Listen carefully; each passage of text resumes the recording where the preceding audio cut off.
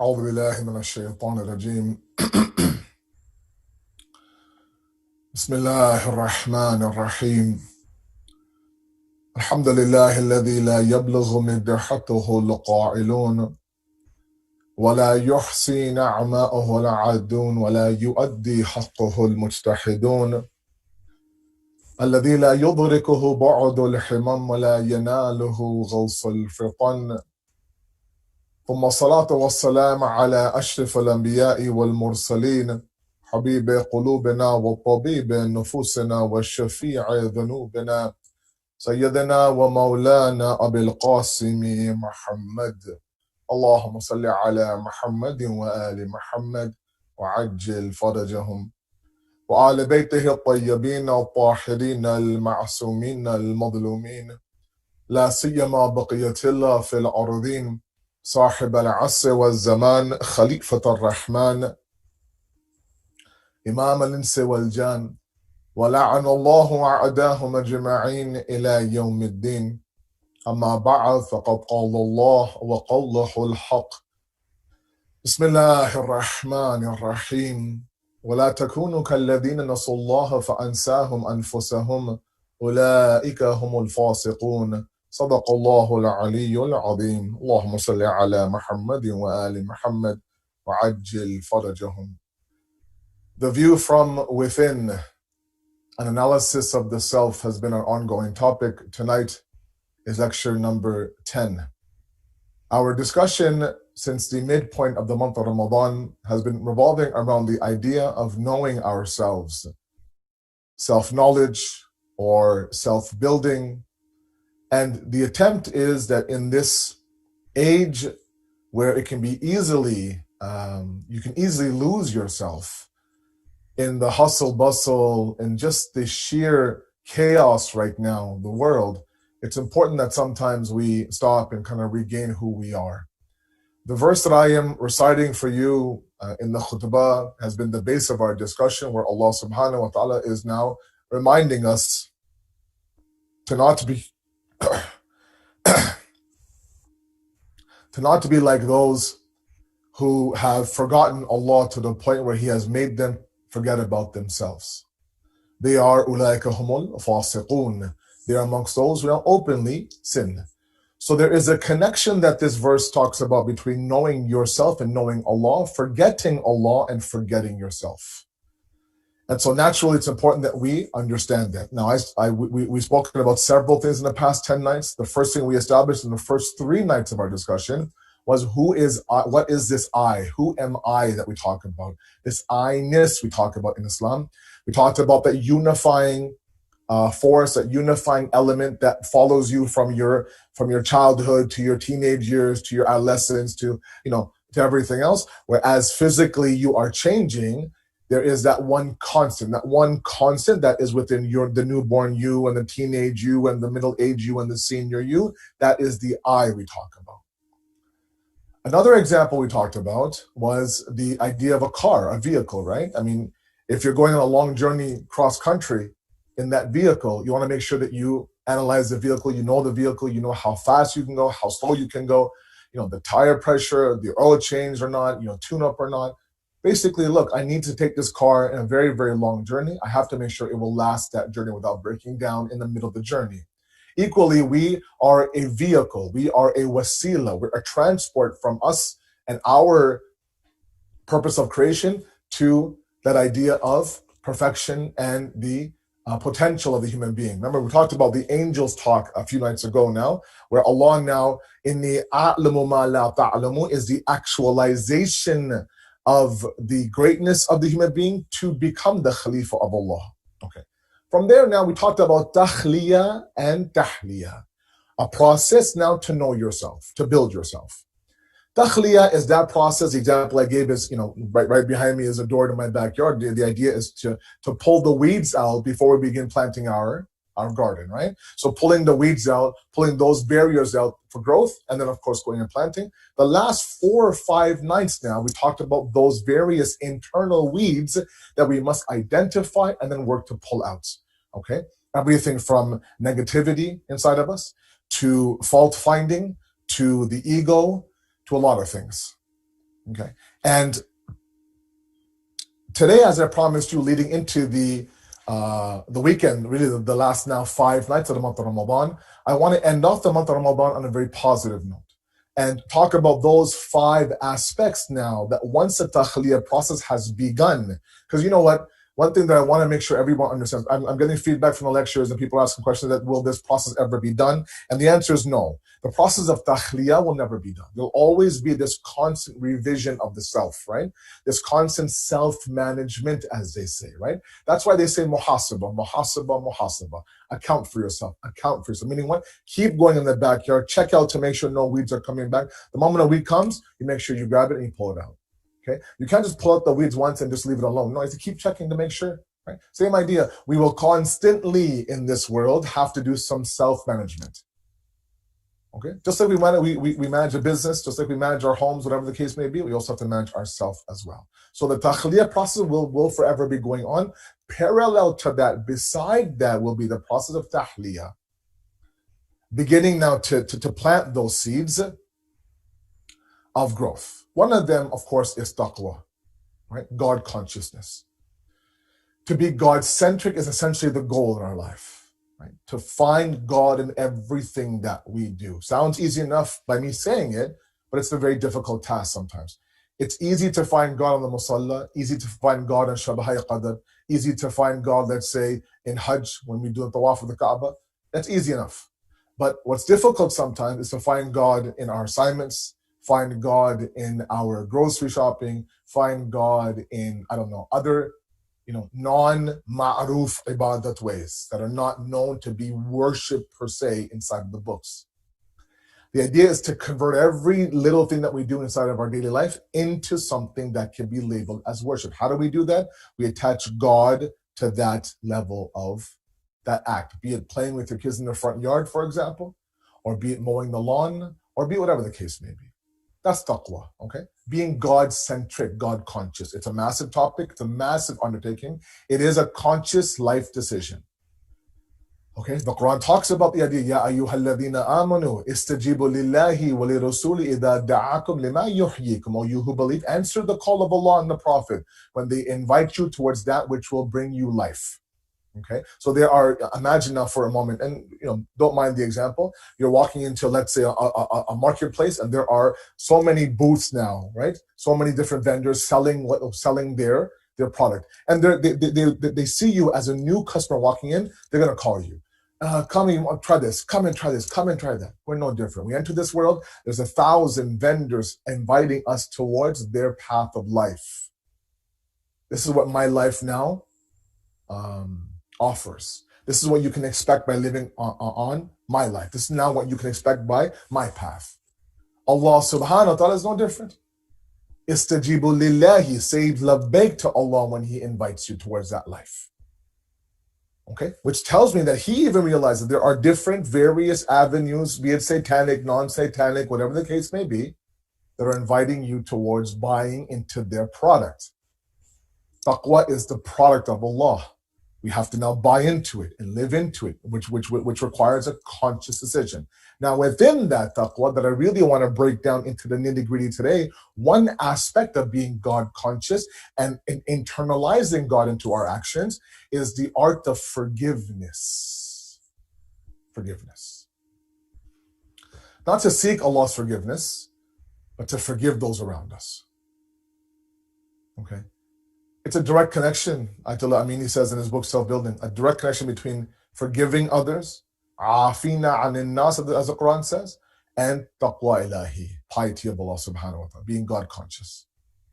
Think about it for a moment. The amount of family issues, marriage counseling, child and parent relationships, breaking up of communities, right? Communities fragmenting, breaking off into smaller groups, that small group into a small group, that becomes embarrassing after a while.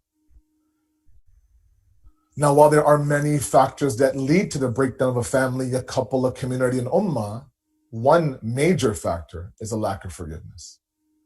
Is a lack to oversee the mistakes of others, or a lack to, let's say, take the high road for a greater good. We just it's tough for us. And I'll explain a little bit later on why it's so hard to be so forgiving sometimes.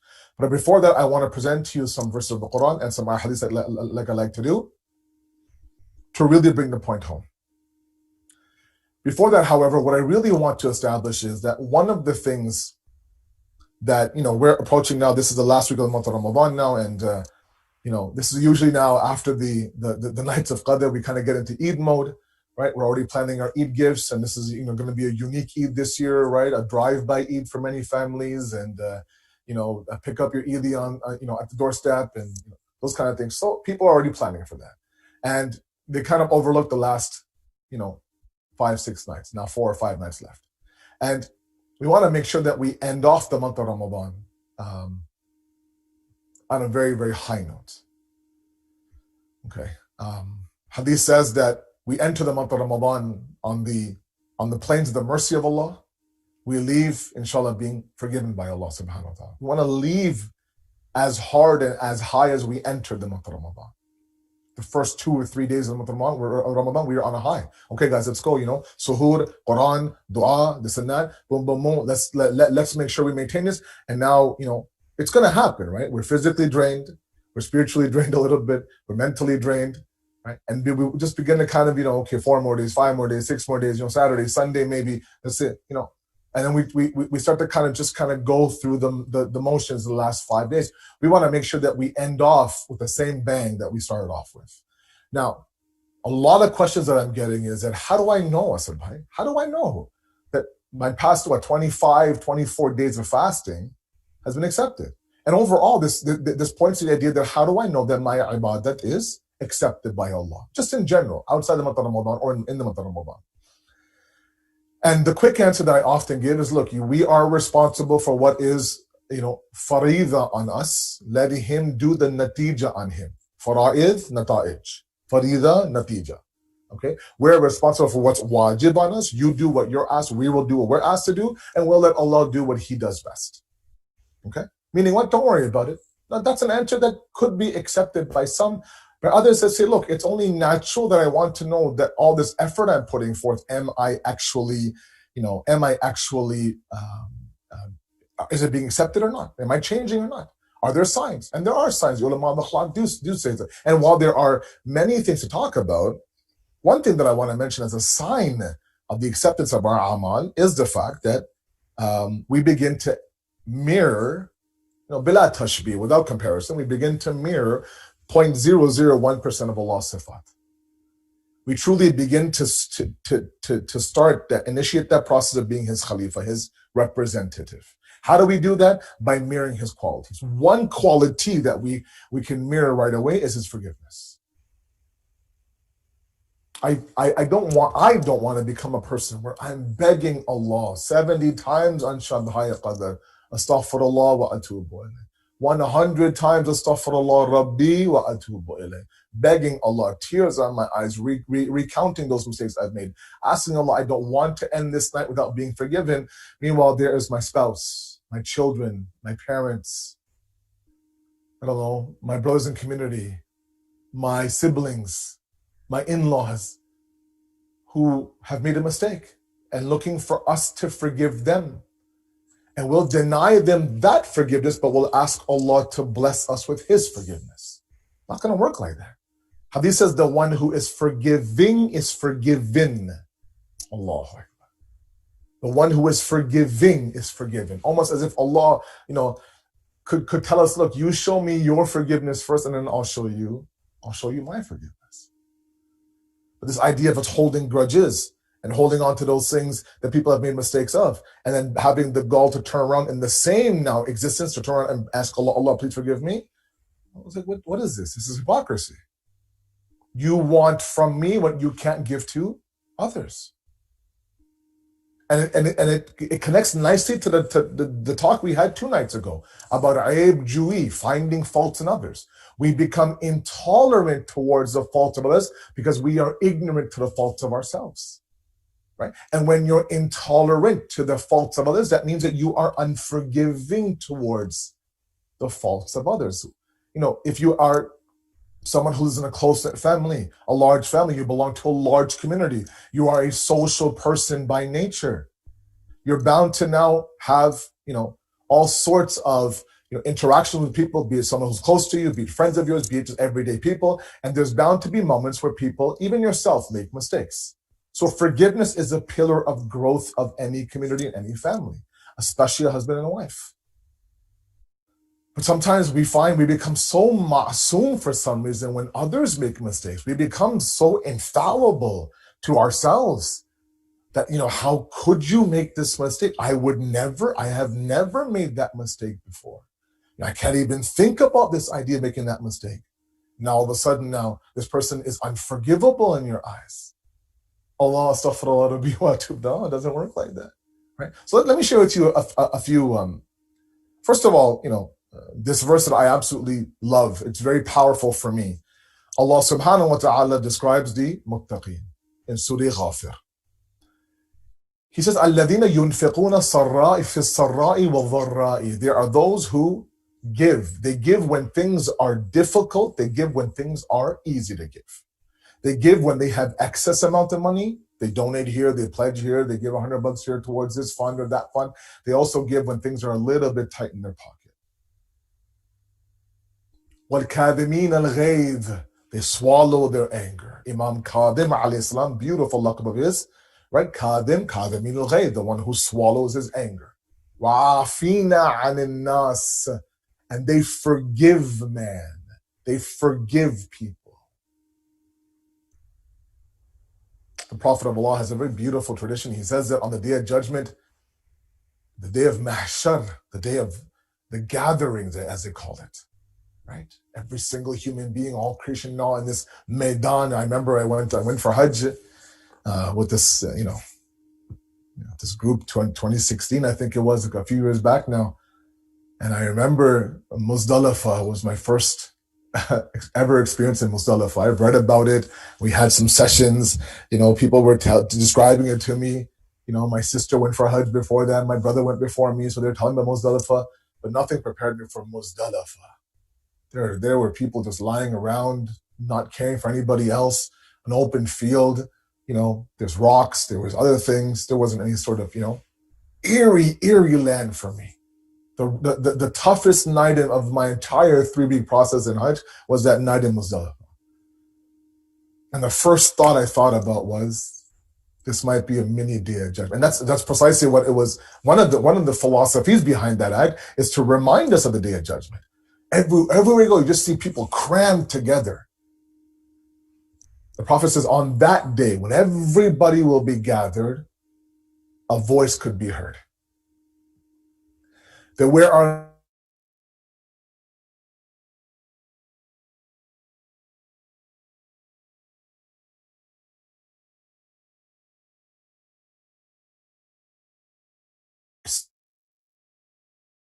and amongst the crowd, it'll be asked these people, why are they chosen? Why are they the ones?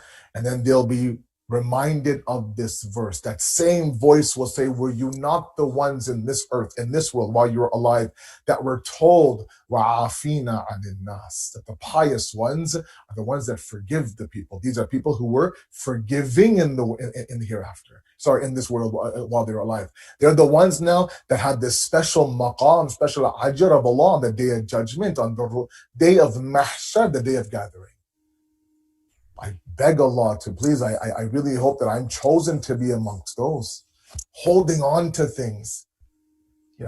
This idea of just, being somebody who holds grudges and waiting for waiting for them to apologize. No, I want them to come and say sorry to me, then I'll forgive them. Before that, no. And I want them to know why they're sorry. I want them to mean it. I want them, hold on one second. Imam Ali says, for your brother. Now, that brother could be your actual brother. That brother could be your family. That brother could be, your community member. That brother could be anybody. Brother meaning, I'm not talking about a gender here. Someone who's close to you. Could be your wife. It could be your children. It could be your sibling. It could be your aunts and uncles, your first cousins. Imam Ali says, forgive them for their wrong. If they haven't come and asked for your forgiveness, make up their forgiveness. Meaning what? Make it up. Like pretend like they had come and said sorry to you, and then forgive them. Don't wait, my phone hasn't run. This pride has to be destroyed. I talked about Ummul Fasad 3 nights ago, right? The mother of all corruption is the ego. That ego sometimes blocks this idea of forgiveness, Let's be very careful, right? Let's be not those who cling on to things out of what? The fact that, oh, Malana, it's about izzat. He wronged me, she wronged me. I want to make sure that they know that you can't just come and wrong me and there not be consequences. I don't want to be a doormat. I'm not going to be someone who's going to be stepped all over and be zalil in this world. No, that's not how it is. Look at the hadith. Allahu Akbar. This hadith by the Holy Prophet in Bahar. Such a beautiful hadith. He says, Ala afu yufsidu min al-la'im. That forgiveness destroys the idea of you being a degraded, deprived, zalil insan. It destroys that. That's ajib, right? Someone like me would think, oh my God, if I just let things go, if I forgive too easily, I become a doormat. Here it's the opposite. The fact that you forgave that person very easily makes you somebody who's not zalil, who's actually very respected in this world. Meaning the more you forgive, the higher you go. To the point where the hadith goes on to say, بِقَدْرِ إِصْلَاحِهِ مِنَ الْكَرِيمِ. That that level of elevation and respect that you have in this world is completely in proportion with the level of forgiveness. Meaning somebody has wronged you bad, like a major mistake that they made, and you forgave them. The higher that mistake is, the higher you elevate towards Allah. All by what? All by forgiving them.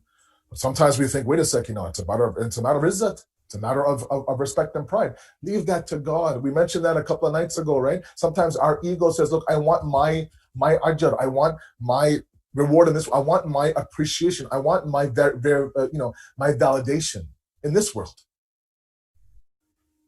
Allah says, وَلِلَّهِ الْعِزَّةُ. Izzat is the exclusive property of Allah. He determines who gets respect, doesn't get respect. You simply do what you're asked to do. And after that, then we'll see what happens. Another tradition by Imam Sadiq alayhi salatu wasalam. He says, Inna ahlal bayti, we the ahlul bayt. He says, Murrutuna la'af, amman dhalamana. He says, we the ahlul bayt, we are that family. We are that family that our nobility, okay? Our nobility is the fact that we forgive the ones who have wronged us. Who've wronged us. Very hard. It's very hard to do. Now, why is it hard to do? In my last 10 minutes, why is it hard? We get the fact that, I will always ask you that when you're confused about, wait a second, what if the person keeps doing it to me, Malana? I've said sorry 3 or 4 times. I'm not asking you to be, somebody who's abusing you, God forbid. And now you keep saying more, so that your apology now has given them courage and himmat and audacity to abuse you more. So you keep forgiving, and the abuse now not only continues, but no, I'm not talking about that, right? We want to make sure that we're also smart and intelligent. These are those cases where you know that by forgiving them, they will become a better person. You also will become a better person. And the relationship between you two will become stronger. And sometimes that should be the goal. That how strong will we become after this if I show her or show him my mercy, especially in marriages. We're so linked together, especially now. We're just constantly together 24/7. There's bound to be something that she said or I said or he said that's going to upset somebody. Why not be that person where you're not remembered or you're not thought of as a person who is not forgiving? That someone tippy-toes around you, or eggshells, don't say the wrong thing, otherwise for 3 days this house is going to be like, a war zone. No. Why not be that person that you're known as in your family, someone who's very merciful, very forgiving? He forgives, he forgets, she forgives so easily.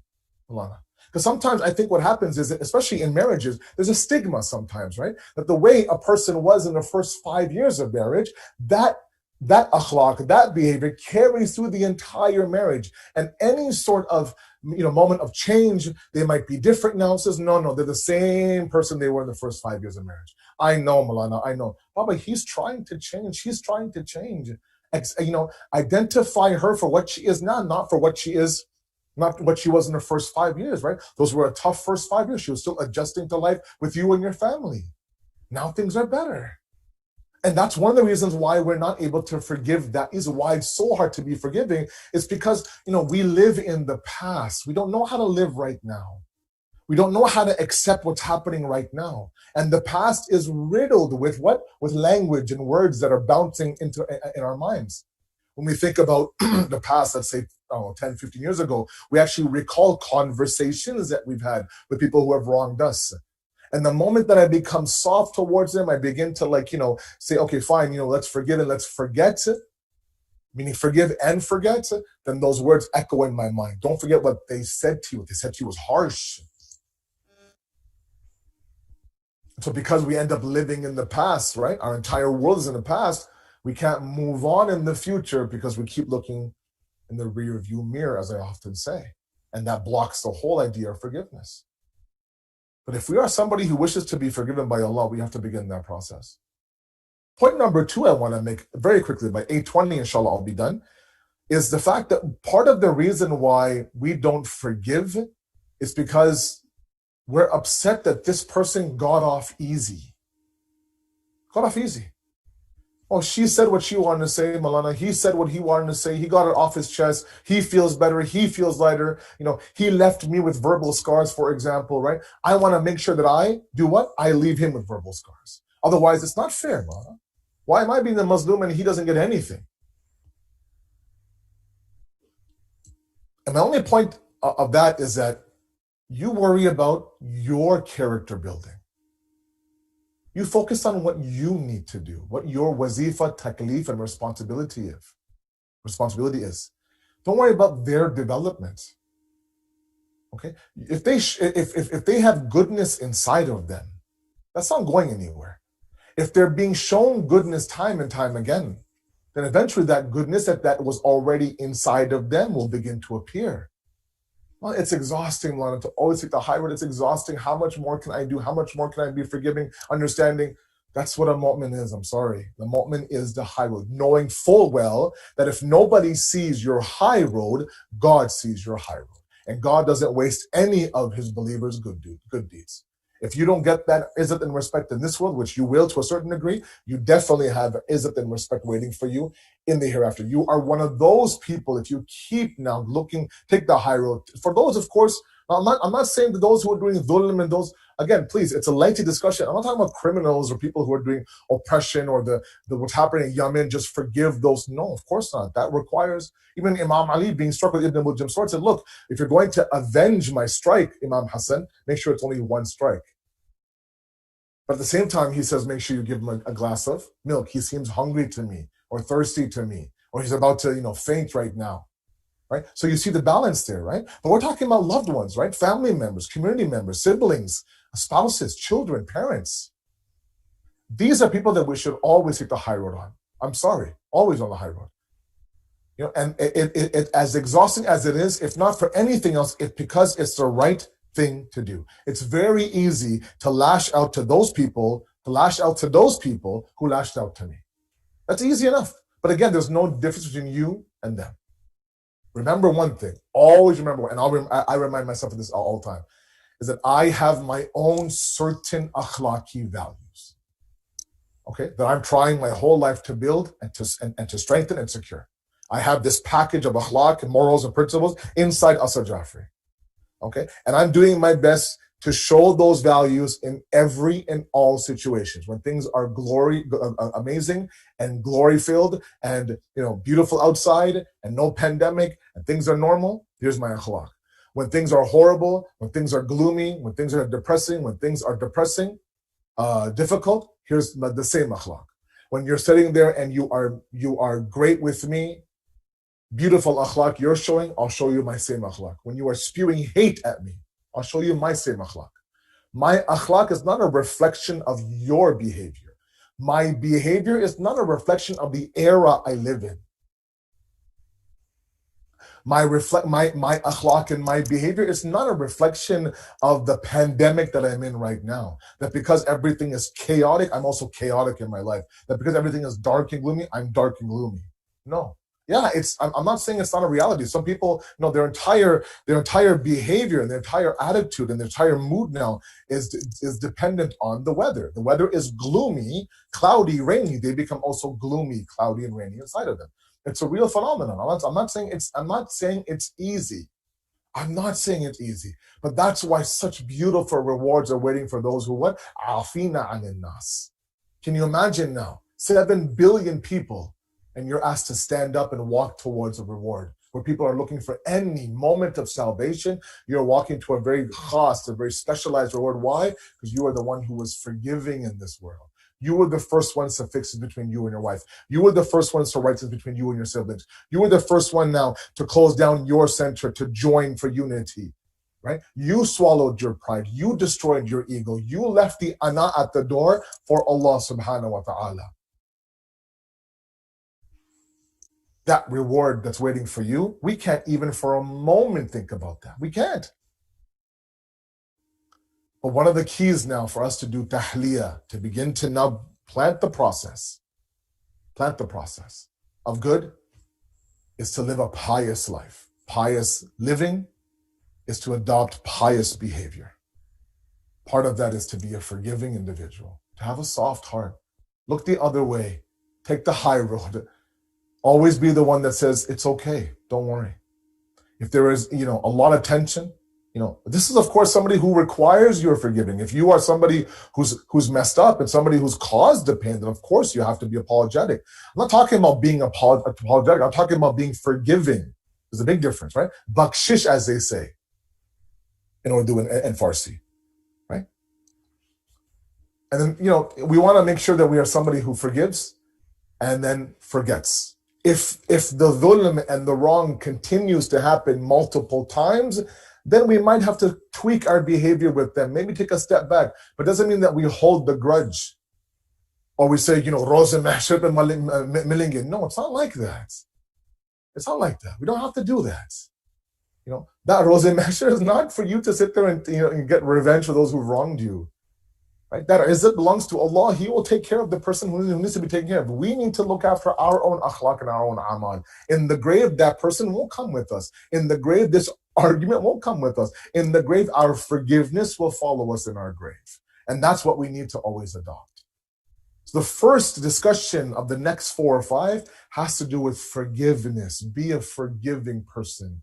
Then we have the audacity to sit there and say, what? Astaghfirullah Rabbi wa atubu ilayh. I ask you, Allah, for your forgiveness. And just because I'm asking you, I'm now showing you how forgiving I can be around to the ones that I love around me. We ask you, Allah subhanahu wa ta'ala, to accept our qaleel efforts, inshallah. We ask you, Allah subhanahu wa ta'ala, to make us those who are forgiving, soft-hearted, to not hold grudges for years. We ask you, Allah, to destroy our ego, that nafs ana inside of us that is blocking our path towards you. And finally, Allah, accept our amal and forgive our sins. Thank you very much. Wassalamu alaikum wa rahmatullahi wa barakatuh.